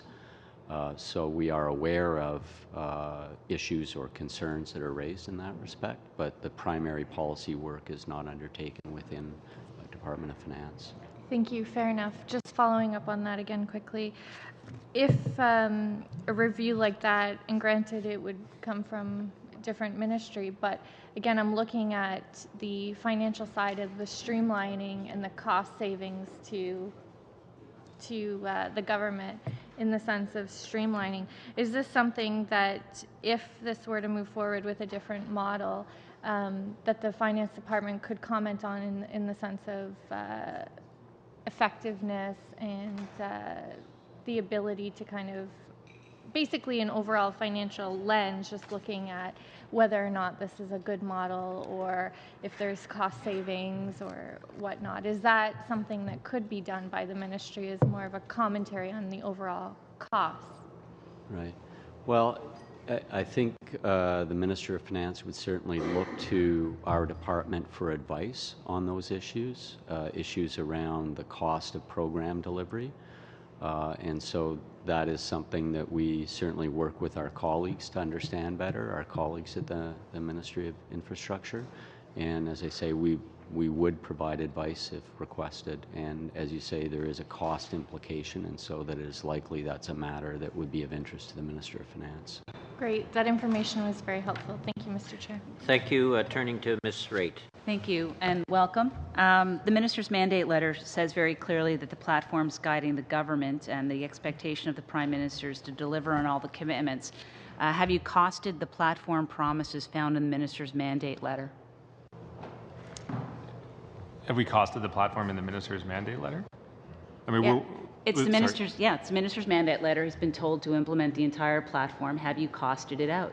Right. Well, we're working through the budget process right now to review proposals submitted by the cabinet ministers who brought forward proposals in the budget process, and we're in the midst of costing those proposals for consideration of the Minister of Finance for ultimate budget consideration and budget funding.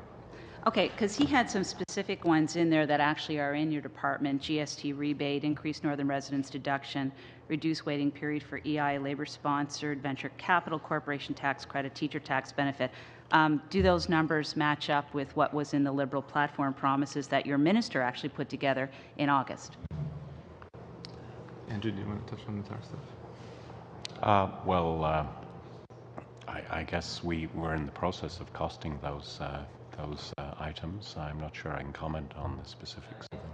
Okay. And I think, Ms. Raitt, you're well aware of this. The the departmental officials have some limitations on them on what they can answer relative to some of the political decisions that the minister or the government may make. I'm very aware, Mr. Chair, that sometimes departments do memos based on a minister's mandate letter. In fact, I used to receive a couple of those memos, so I'm just wondering if they have any, and we'll sure to ATIP to find out for sure. Second question, when growth is projected at 4.6 in 2017, why are you still matching with a forecast adjustment of $40 million in 2017, the same forecast adjustment that you gave for a GDP of a much lesser value in 2016? So it has to do with just level terms. So the growth in that year is consistent with the growth in the private sector survey that was conducted in November. But the fact of the matter is that on level terms, that adjustment of $40 billion is on level terms, and we feel that the size of the economy in nominal GDP, in terms of just raw, roughly $2.1 billion, will be lower in level terms by that period.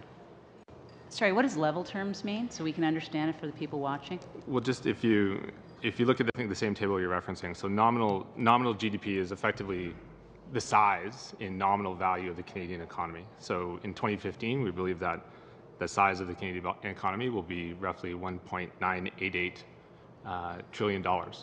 So in level terms, which is, and nominal GDP is the broadest measure of the tax base. I mean, we tax based on consumption, we tax based on nominal level of income.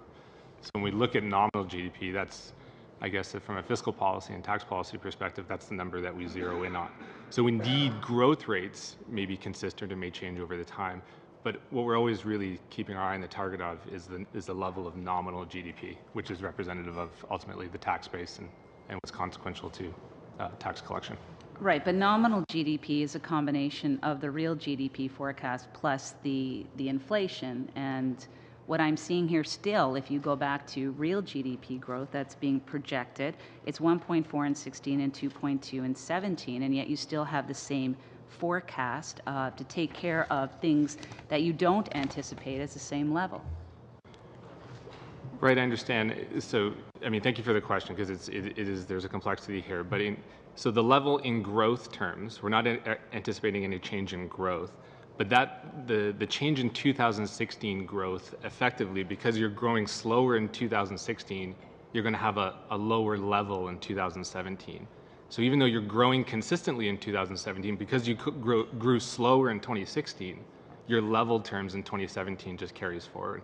So it's that level shift, again, from a fiscal and tax policy perspective, that is most consequential when we ultimately calculate the fiscal balance. Okay. I hope that it's very helpful.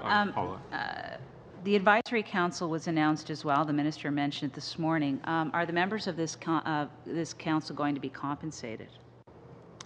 I believe the minister, in his announcement yesterday, said that the advisory council would be compensated $1, nominal $1, and all their expenses would be compensated as well. Is there going to be a separate secretariat set up within finance to support this committee? No, it'll be funded within existing reference levels in my branch. And will all the members of this advisory council sign confidentiality agreements? That's a good question. I can get back to the member on that. And provide that their companies will not bid on any work associated with the findings of the advisory council? Good question. I'm sorry, I don't have an answer for you today. Thank you very much. How much time? You've still got a couple of minutes. Okay, then can you take, I'd like to take you back as well. I'm not going to ask you about the fiscal monitor, because we've already made our point that we feel that we left in a surplus. I am going to ask you with respect to the... I don't think you can. I don't think that's a point of order. Well, I don't think you can say what question you're not going to ask and then not ask it. I don't Pretty think sure I can say whatever I want, It's Mr. not McKinnon. a point of order. I think it's a matter of debate. Yeah. Go ahead, Ms. Reid. Thank you very much. What I would like to ask in terms of going forward, there is also a set of numbers there that I'd like to get some clarification on, and it's on page 5 of 10. It has to do with the difference between Feb 16 survey and the fall update, and the note to which it refers is that figures have been restated due to historical revisions to the Canadian system of national accounts from StatsCan. Can you let us know in simple language what that means, the minus 21 and the minus 23? Would Ms. Raitt. What paper are you dealing with? Yesterday's economic? Yeah, the background around the economic update, Okay. page 5 of 10. There are two numbers, -21 and -3, under nominal GDP level, and they pertain to a note that's at the bottom. There's a little asterisk, and I just wanted them to clarify the note. Yeah, I understand the question. Thanks. Yeah. So, I mean, the system of national accounts, it's an international system so that countries can operate and compare their financial statistics in comparable terms. So there are revisions to this system to ensure that the system is properly recording certain revenues and expenses, likewise economic activity consistently across countries. In the most recent revisions, there was some differences as the member asked for, very simple terms, just the treatment of cash versus accrual items for certain objects in the system of national accounts. So where we used to account for them on a cash basis, with the system of national accounts is gradually moving toward a more of accrual-based system. So for things like capital expenses and pension expenses as well. Okay. Wrong.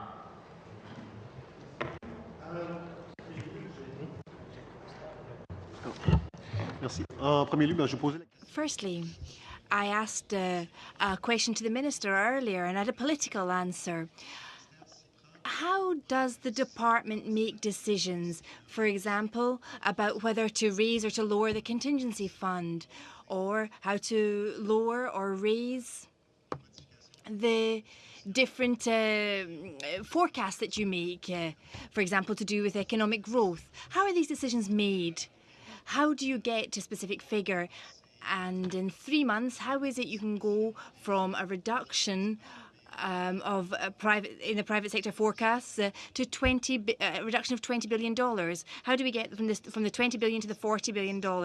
How do you go from $1 billion in the reserve, the contingency fund, to $6 billion? How is it specifically $6 billion? Why was that figure particularly chosen? Why was $40 billion particularly chosen? So just to explain the process of how we go about setting the economic and fiscal forecast. So our economic forecast is effectively a straight average of the 15 private sector economists that we survey. So we take all their variables across a menu of different economic indicators and just take the straight average, including the nominal GDP level that we talked about. Using that basic average, we then meet with the private sector economists. Myself and the Minister of Finance met with private sector economists last week to discuss their views on the Canadian economy and in particular any upside or downside risks facing both the international and global economy. And on the basis of that discussion, we test the notion of how much downside risk we should protect the forecast against. In the most recent discussion that manifested itself into the ultimate $40 billion downward adjustment, which is in question, I think a couple factors. One, that risks financial market volatility, the risks in the global economy, China, for instance, oil prices, the futures curve versus where we're seeing the private sector survey. There's clearly some downside risk to the Canadian economy. That was point number one. The second point, when we met with economists in November, when we tabled the November update, we included a $20 billion adjustment for risk. Well, between November and February, the November survey and the February survey, we ate through that $20 billion and actually decreased in level terms by an additional $20 billion. So we would have required a $40 billion adjustment. So in that context, given that the risk to the downside, that most recent adjustment, and the fact that we've had to revise the private sector survey over the last 3 surveys on an average of $40 billion, we judged it appropriate to start to recalibrate the $40 billion nominal GDP adjustment. I do have a couple of broader questions, but I'm trying to go fast here. Back in November, in the fiscal update, we actually had a state of the EI account, which was not in this instance. Do you have quick numbers for us on the current state? I don't have any updated EI numbers for you. We certainly will in the budget on March 22nd. Thank you very much.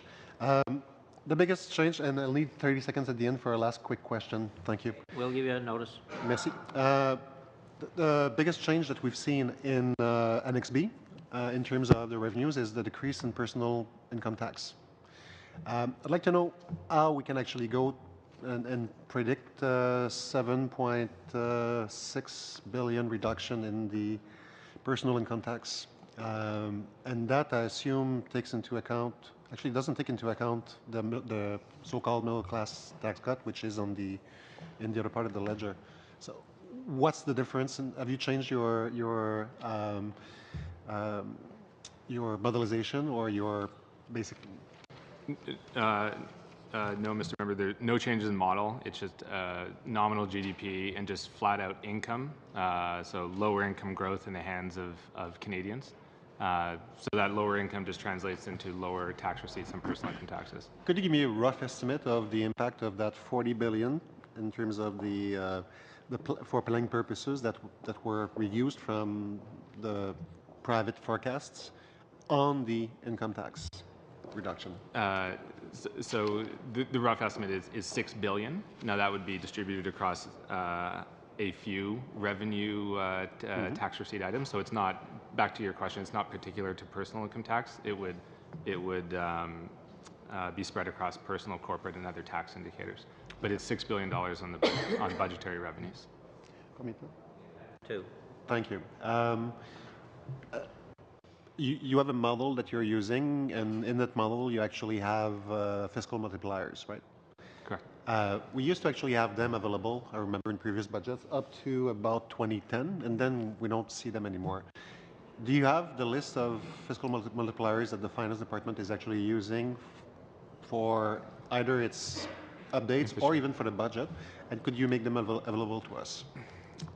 I don't have the list in front of me. I think, I mean, just to take a step back, I mean, fiscal multipliers are, subject to a degree of subjectivity and model assumptions in terms of how these things ultimately are calculated.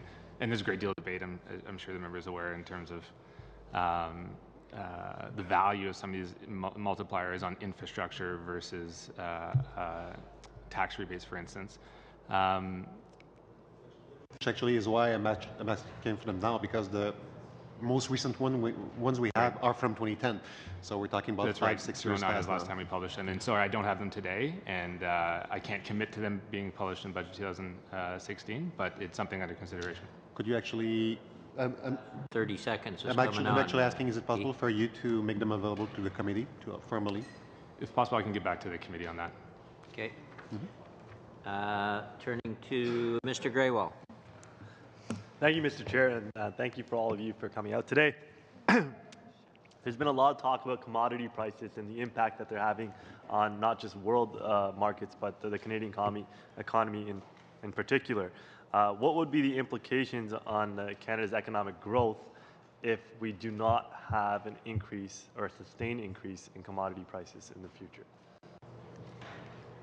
Well, I mean, let me just talk about the channels of impact in terms of how low the commodity prices would ultimately factor into lower economic growth in Canada. So, I mean, lower commodity prices would ultimately translate into lower nominal income for the economy, so lower, profits and wages, profits for corporations and wages into Canadian workers.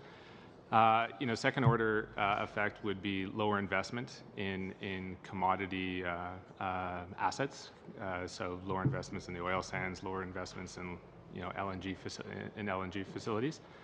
But overall, it's a reduction in ultimately our terms of trade as well. I mean, for the price that we get for our imports would be lower on a relative terms vis-a-vis where commodity prices started at versus where they would be in a shock minus control scenario. So ultimately, it's lower income for the Canadian economy. Thank you. So there's all this talk about, did we have a surplus? Did we have a deficit last year? Wouldn't it, in your opinion, be prudent to look at it as an entire 12-month scenario and not on a month-by-month scenario?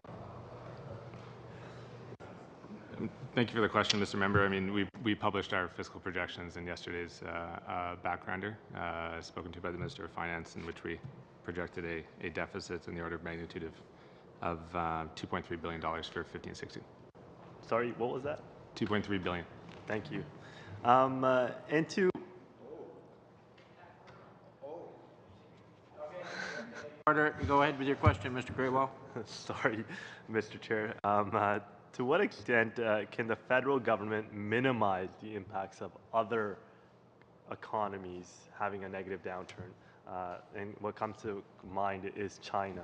So what policy measures can we take to ensure that our economy is somewhat sustained? Like, at the end of the day, we all realize that all the world economies are integrated quite a bit, and that benefits us as well.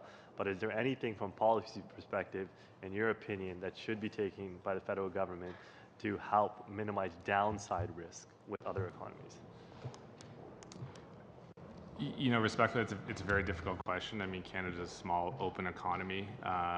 You know, we're a country of some 36 million people. I mean, we depend on external markets to sell our goods and services, and as you just touched on, our valued commodities. So to say that we would protect against global economic volatility, and as you mentioned, you know, we enjoy the upsides, and we are certainly affected by the downsides as well. So, I mean, anything we can protect, and we have stabilizers like the employment insurance system, automatic stabilizers which kick into effect, which protect us against some of those cyclical factors.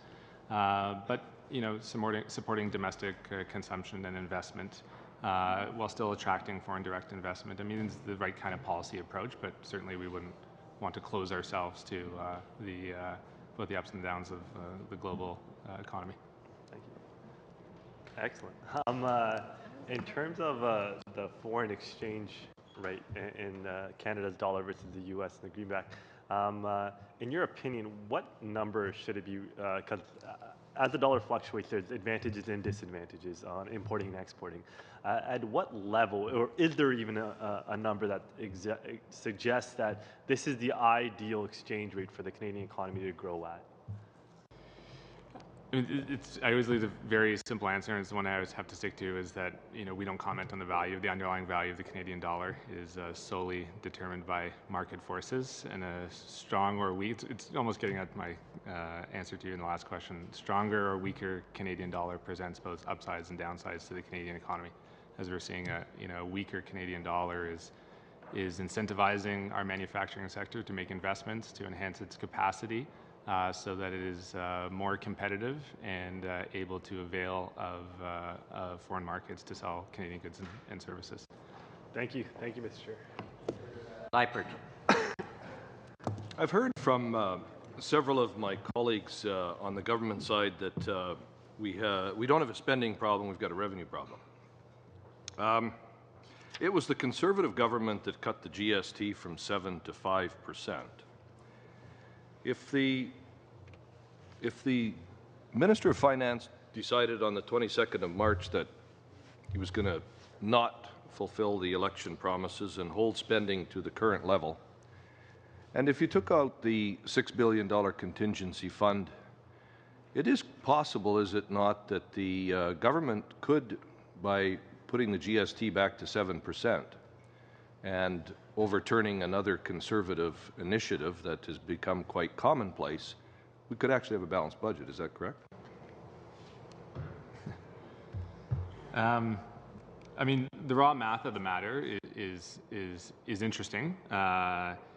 I mean, I have to say, it's difficult. You're saying it at this current point in time, it's difficult to anticipate certain cyclical factors in terms of where the economy going is, or what is truly our underlying structural surplus or deficit. But if I'm correct, 1 point on the GST is about $6 billion. Is that not correct? That's a rough give or take. Yeah. And if you take out the cushion, that reduces it to 12. So my math, 6 times 2 is 12. Certainly not going to argue with the former Minister of Finance of Alberta about his mathematics. Yeah. So we will watch and see whether they turn back some additional Conservative initiatives over the past few years. Can you, in your estimation,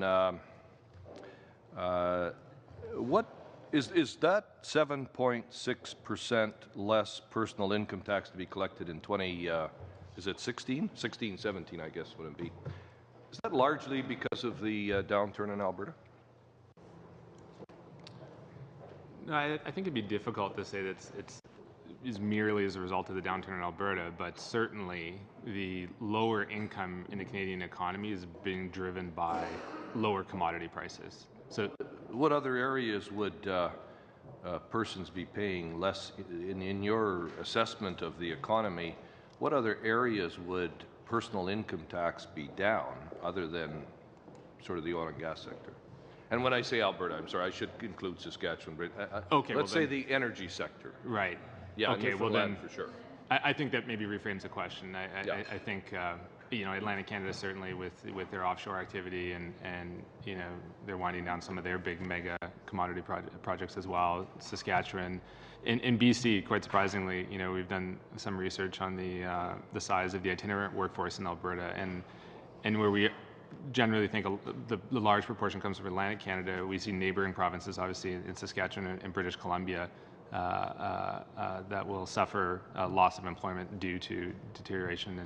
But it's largely due to the downturn. It's largely due to the commodity sector. Yeah. So, do you have any? Do you do any modeling as to what a $10 increase in the price of oil, how that would reflect the revenue of the federal government? We're starting to frame rules of thumb like that. Nothing I have at my fingertips right now, Mr. Member. But can you give me a rough estimate? Would it be kind of $1 billion, $1 billion for every dollar increase? And I guess what I'm getting at is if we could get our product to Tidewater, and I'll put in a good punch here for Energy East or Trans Mountain Pipeline, and would remove that differential that Canadians currently receive on oil, would that would obviously have a positive impact on what is not a spending problem but a revenue problem, according to government. If we can sell more products and avail of more receipts from the sale of our commodities, then sure, it brings more income into the economy. Mr. Liepard is saying at a higher price, correct? Well, at a world price. Yeah. Minus the discount that's there as a result of not being able to get it to Tidewater, correct? Okay, Mr. Sabera. I just wanted to confirm that every dollar invested in infrastructure generates, what is it, $1.50 in benefits for the economy? Is that the number that the department's estimated? Well, this goes back to Mr. Member, Mr. Caron's question about fiscal multipliers. So, the economic theory of it is that you invest $1 in infrastructure, and by after 8 quarters, that it has a multiplicative effect in supporting consumption and investment in other parts of the economy. Yeah. So, investments in infrastructure, in my view, would create the conditions for long-term economic growth and improvements in productivity, which would help us maintain our standard of living. Second question, as an individual who used to cover a number of companies and read their financial statements, I'd always look at the year end would be the most important. So my understanding is the fiscal year end for the government is March 31st? Correct. Correct. And there are seasonality in spending and expenses, correct? Correct. Right. And to not look at the seasonality, and my understanding is that, I like the confirmation that a number of swings happen during the year. Can you, in this last quarter, there usually are a number of large swings in terms of on the expense side. Is that not historically been the case? Both expense and revenue to some extent, yes. Yeah. So I think it would be prudent to look at a full year financial statement, but in this case, the government's financial statement for the full year, not just look at an individual month or an individual quarter, to get a sense of where government trajectory in revenue and spending is going. I mean, it's part of my job. We're looking at both the monthly income statement and the ultimate annual projection. But yes, we plan on both those bases. Our cash requirements on a monthly basis, but our ultimate budgetary surplus or deficit on an annual basis. Okay. And just so I can get an idea, the GDP deflator or GDP inflation rate, you take an average on that for? Correct. So okay. GDP inflation is a construct of both domestic inflation measured by consumer price index and in your terms of trade. So WTI and other commodity indicators, but ultimately we take just an average of what private sector tells us for GDP inflation. Yeah. I'm going to stop there. keep it short. Split your time with Mr. McKinnon. You have 2 minutes and a half left. OK, puis on peut revenir, Monsieur le Président. And then can we come back again afterwards in the next 5-minute round? I will start with the sickness benefits. We saw that there was a change on the position that the former government had taken in sick leave. I would like to know what caused this change and why is it that we're having to act on it now within the fiscal framework? There was credits that were taken back. Why was there this change?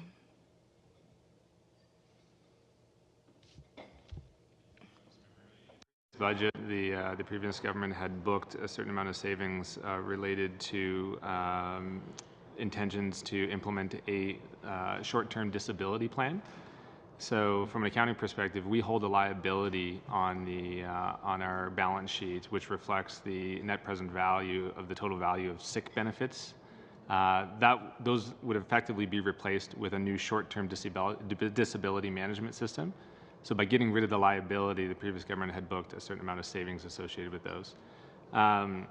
In this, what you saw yesterday in the background was a reversal of that entry into the fiscal framework, which signals a different approach on the part of the current government to negotiate the short-term disability plan with unions.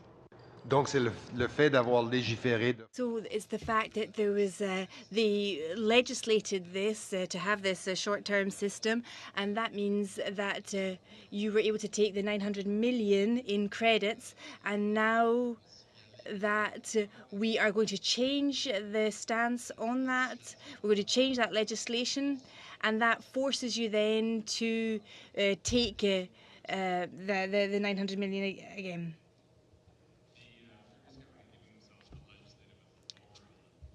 The system, the previous government never did exercise the authority, but in anticipation that they would exercise the authority, the savings were booked. Hopefully that's clear. So there was never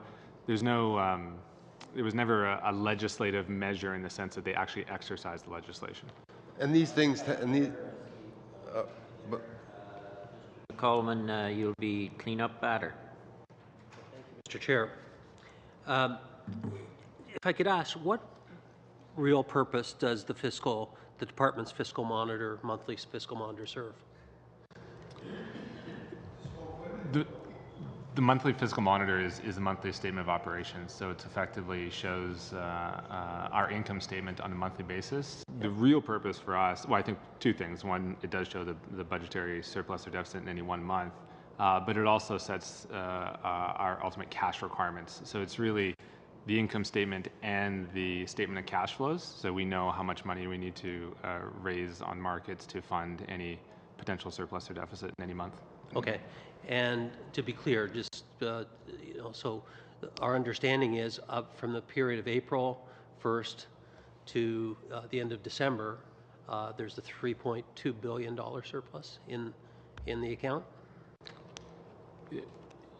Not an account per se, but yes, there's a in the cash flow. Yes, there's not a cash flow, but there's a cumulative surplus of $3.2 billion year to date December. Okay, thanks.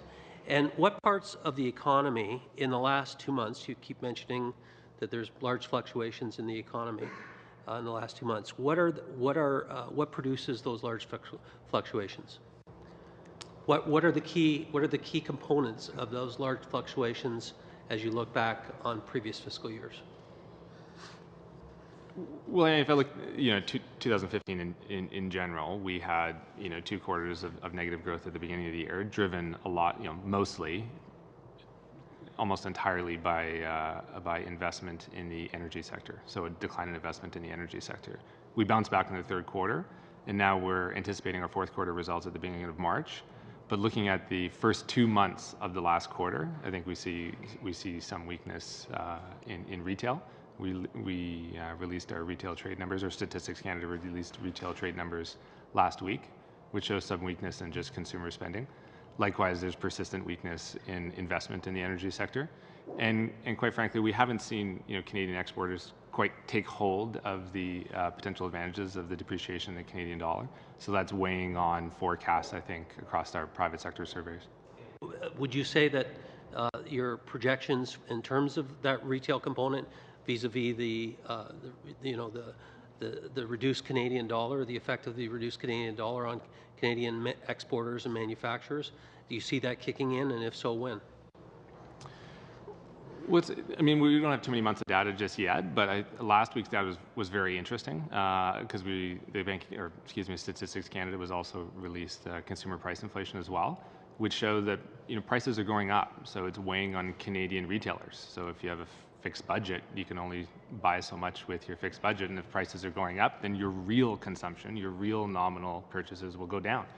So I think we're going to see that as with the lower Canadian dollar. So it makes it more expensive for us to import fruits and vegetables, as we've seen in the media over the last little bit. So we're going to see that play out, I think, over the next couple months, and we'll see to what extent that weighs on ultimate retail sales. The reverse of that is that because of the lower dollar, it makes it a lot more attractive for manufacturers and exporters. And in fact, Ontario is currently projecting large increases on their fiscal balance sheet because of that effect. That effect, not the reverse, not the one that you just mentioned, which was importing products and having to pay with Canadian dollars. Do you factor that in to what Ontario is doing, which is factoring it in to their upcoming budget? Absolutely. I mean, we're hoping that the manufacturing sector will make investments, capital investments to enhance their capacity and respond to demand from markets like the United States. So it's all factored in, I think.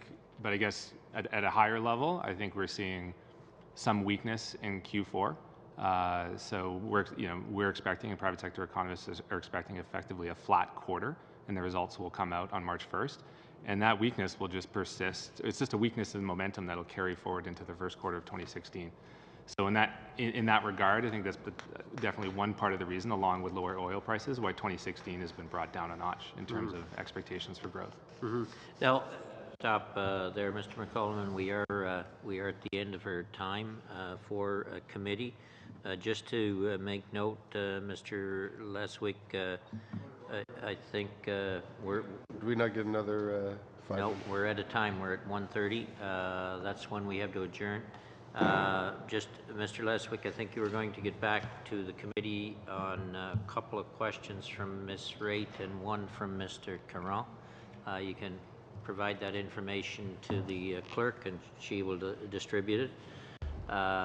For committee members as well, I don't know the people on the steering committee know this, but we will meet on Thursday in camera to give some instructions to the analysts in terms of the pre-budget consultation, where we're going in that. I would suggest as well if people could come with kind of 3 priorities in their mind that we may want to put to the minister earlier than a pre-budget report. And also, if there's time, we might want to look at some scheduling issues going forward. So that meeting will be in camera. With that, Ms. Lafleur, Mr. Marshland, Point of order, Mr. Chair. Mr. Botham, I thank you for your presentation, for your answering our questions today. And with that, we have to adjourn the meeting. Just a quick question. There's not time for a point of order. Meeting adjourned. Oh.